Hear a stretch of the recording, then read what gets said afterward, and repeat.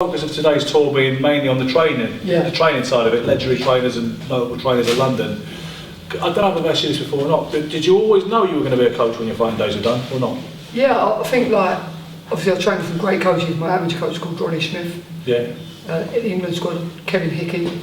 Absolutely. How was Kevin, by the way? Oh, just amazing. He was the coach back in 1980, certainly with the Moscow Olympic team, and you said he was a really good coach. Yeah, I mean, my methods was probably, a lot of it was structured, especially the amateur side of it, from Kevin Hickey. Like and even like looking up to David boxing, like I just think he was. I mean, I'm actually going to make an appointment to go and see him because he lives in Blackpool. Still about it? Yeah, I'd just love to go and spend some time with him, just for an afternoon, because even his knowledge of training, physiology, ahead of his time. Just ahead of his time, yeah, that's the best way of describing it. So I was blessed to have someone like that as part of my education. Yeah. And it's been a massive education. I heard as well that he was a brilliant motivator. Yeah, corner. Quality, real quality. So I was blessed to have, my amateur coach was very unsung, called Ronnie Smith. He was a brilliant fighter himself. And he was my main strength. And like, even when we was like 14, 15, 16, he'd have me out pounding the roads and running, and he put that into me from a young age. So that was part of my form. I don't know where my dedication come from though, because you never stop running, have you? No, Jimmy runs with all the fighters. I think you outrun most of them. All of them. How old are you? 54. 54. You sometimes do more weights than they can do. Yeah, you know what? I am a bit freaky with sport, because I've just done a run now with my son who's training for a race. I'm his pacemaker, which is crazy. He's only 24. That's my other son there, Tom. They're great athletes. They're great runners. And but I don't know what it is with running. I think if I went into running, I think I'd have done good, because little distance. Even like my mile times are fast, my half marathon times are fast, my marathon times fast. But yeah, I would have probably been very good. That's probably to my football background as well, because I played football at pro clubs for Arsenal, wasn't it? Yeah. So I was at Arsenal at like 15, then I went to Watford. So I played at a real high level of football, played on most of the grounds in the Premiership. Well, when we talk about dedication, I know that you've got a little party piece, a little test you do with certain fighters. Whether you do it with all of them, whether you might want to know something, want confirmation of a guy's dedication, there's a little test you have to see how much they want it. Do you want to tell the people what it is? Yeah, there was a very famous trainer in the USA. Eddie Futch. And he was a legend. And like a lot of the legends in training, to me my legends was back home. Like obviously Jimmy Tibbs trained me, George Francis, Frankie Black. But this guy called Eddie Futch, he was a trainer in the USA, and every fighter he trained, he'd only train the cream of the crop, like the cream. So when I used to come to him, the thing I read on him, he said, it doesn't matter what looks on the outside of the frame, it's what's on the inside.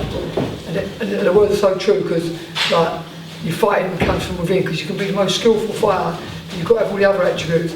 And the thing Eddie Futch used to do with his fighters, he used to test their mentor. So he used to say to them, okay, you're going to come in, we've got like a 10-day trial. They say, yeah. So these guys come with big reputations, one this, one that. So he said, it's 4 o'clock in the morning, we're going to run. So he said, yeah. So every morning, 4 o'clock in the morning, Eddie Futch was there on his bike. So they do the run. Next day, 4 o'clock, do the run. Next day, do the run. Next day, do the run. Next day, do the run. All of a sudden, 6 days in, he's going, you know what? Tomorrow I've got to go to Chicago in the morning. So do me a favour, do the run in the morning, the same run, but do the same time, because it's something we're into, and I'll be fine. But I won't be back to the gym till Monday, but just stick to the task. No problem, Ed. So Eddie Futch used to go, and the next morning he used to come to where the run was and hide in his doorway. And the amount of fighters, good fighters, Riddick Bowe being one of them, who lied and who he sacked. Because he said, how did the run go? I said, yeah, it's good. To be honest with you, I didn't run it till 5:15. Eddie Futch just sat there for 2.5 hours. Right? So he said, what you should do is just sit there, and these people, he said, as soon as you know whether they're telling the truth, you know they're not going to lie to themselves. And it's something I've done with fighters as well, because it's so true. Like, unless they're prepared to do what it takes to get to the top, people don't realise boxing to me is 80% mental and only 20% physical. But the mental comes with the physical output. I mean, sessions I do with fighters, honestly, I couldn't tell you, like, it's just unbelievable. When we use James as an example, when he boxed for the world title the other week, when I tell you these things, they'll just be numbers to you, they won't mean nothing. I said to James when he turned pro, I showed him a picture of my own training programme and the level I got to box at the place I used to box at. And he looked at it and he said to me, his exact words were, "That is a myth.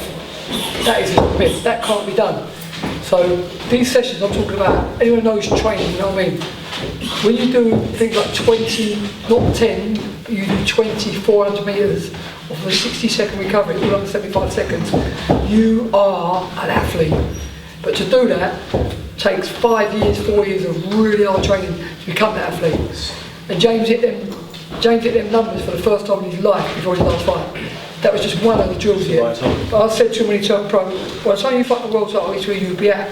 He was like, "Jimsky, that's a myth. That is a myth. That cannot be done." He's double his strength in like where he can push on a bar. He's double his strength since he turned pro. He couldn't do 10 400s and mine 20. He couldn't run. These runs we do are all timed and monitored. For that last fight, he peaked it out. He hit all his best times. He pushed his heaviest weights. He'd done his most climbs. Just everything. So going back to what I was telling you, 80% of it's in the mind. Once that was all delivered into his mind, it was a 7-year delivery to win a world title. Once he ticked all them boxes, this guy became invincible. Because I said, "James, you look what you've done in your own fights. You've skated through 12 rounds. You've got to remember this is the highest punching superweight in the history of the sport." That's what people don't realise. He throws 130 punches around. It's never been done, not even close. Joe Kawasaki beat through a lot of punches. Carl Frotz, these guys are 60 to 80 punches around. This guy throws 130 punches around. It is phenomenal. Is that generally the highest output in history? Highest output in history of the sport. Double checked it. In the USA, like they don't punch that thing. Over 12 rounds to throw that amount of punches around, it don't happen. Even in the super middleweight division, if you sit down, it's boring. If you sit down and count Carl Frotz, he throws between 25 and 40 punches around, and in the last 3 rounds, which they call the championship round, he goes up to 80, 100 plus. But for James, who could throw that 130 from the start, it's just, but you can only do it if you serve the engine. So with all my fighters, I had a kid box last night called Reece Bellotti. He's had 2 pro fights. How do you go? Not looking at, can't. He's had 2 pro fights. Boxed 2 kids who've never been stopped. One ain't been stopped in 30 fights. One ain't been stopped in 19 fights. He got one out in the first round, one out in the second round. But same thing. It's that. You know, these boys ain't scared of the pace. These boys ain't scared of. But so many guys are thinking, yeah, 12 rounds. It ain't 12 rounds. It's 3 minutes for a minute's rest.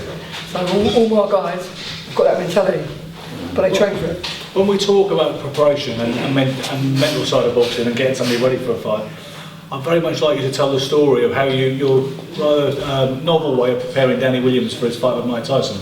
Yeah, I mean, in the sparring. Go. Yeah, there's a million stories about boxing, but this Tyson one's a good one.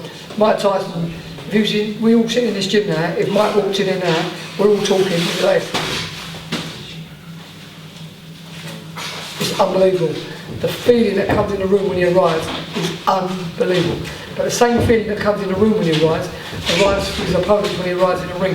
Because when he comes in, the presence this guy's got is unbelievable.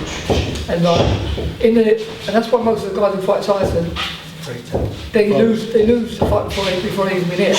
And what happens is, like most of Tyson's wins, if you look at his career, his first 20 plus fights, he's knocking guys out in 1 or 2 rounds. Because these were good fighters, strong fighters, structured fighters, durable fighters, and they was going to sleep in 2 rounds, 1 round. He used to look at them and they'd be terrified. So with Danny was in the same group, he was terrified. The fight was made. So we got to Louisville, Kentucky.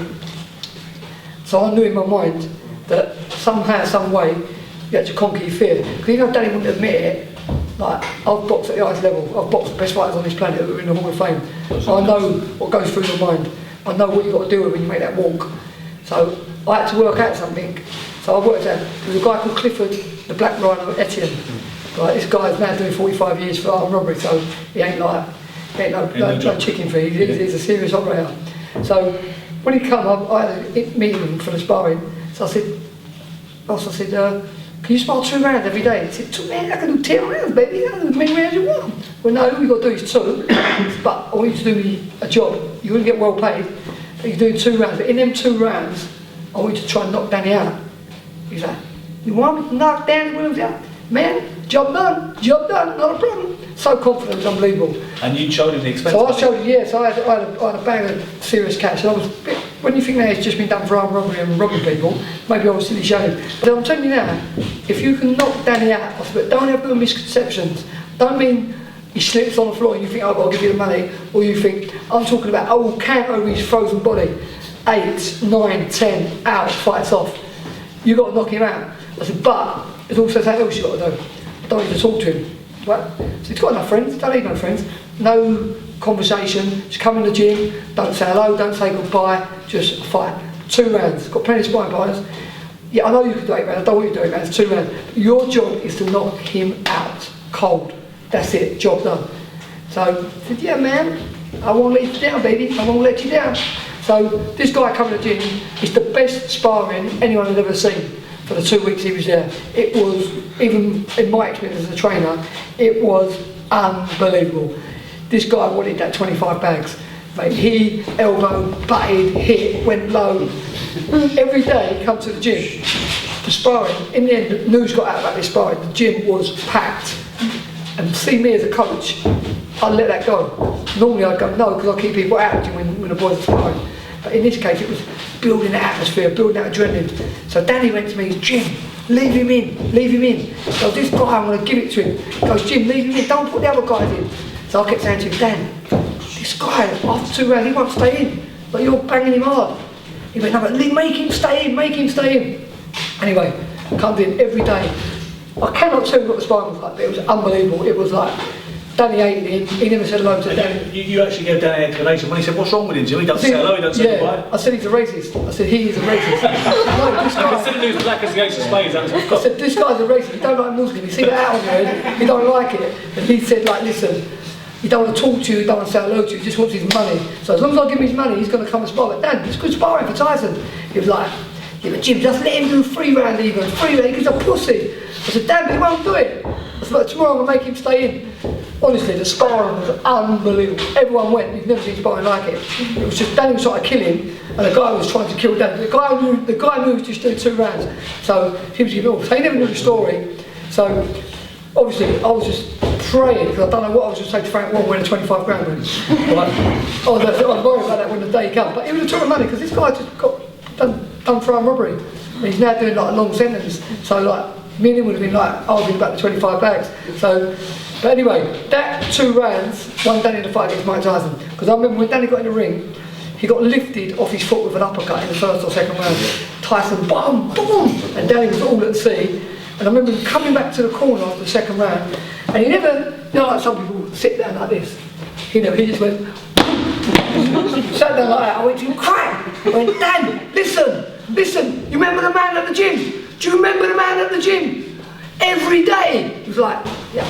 I went, Dan, boom, boom. He said, listen to me. Pulled hair on his chest. Ah! I went, well, listen. I went, Danny, you remember the guy at the gym? Every day after 2 rounds, what do you want to do? Get out window. You beg me to make him stay. Guess what? Tyson's under contract. He can't go nowhere. He wants to leave. Look at the pussy over there. Danny was like, so he don't want to be here. Dan, do you want it? Bang, round the face again. He was like, I said, Dan, if you want to win this fight, I just said these same words to James Aguero 2 weeks ago. Don't cry tomorrow what you've got to do today. It's now, not tomorrow. Tomorrow you're going to cry for the rest of your life. If you quit on yourself now, tomorrow you're going to regret it forever. You've got to do it now. I went, Dan, he can't deal with it. Because Danny was in great shape. Come out, blasted Tyson, come back, I went, Dan, he's hanging in. He's got 1 round left in him, 4th round, 26 punches, knocked Tyson out and job done. But that was all about what I was going to do again, about the mindset, about the preparation in the gym, about sparring with Clifford Etienne, about sparring with a guy who was trying to like, earn 25,000 bucks, about war every day for 2 weeks, and I mean war, absolutely killing each other. Then on the night of the moment of testing against Tyson, his mindset was, you know what? Yeah. I said, Danny, what's the quick? He can't quick, there's too many people here. He was like, he was sitting in the corner, but he was like, he knocked Mike Tyson out in the 4th round. And people don't know what goes on behind someone's mindset. Ladies and gentlemen, former champion and trainer of champions, Jim McDonnell. Anybody want a picture? I'm sure I imagine a few of you do. I've got some already.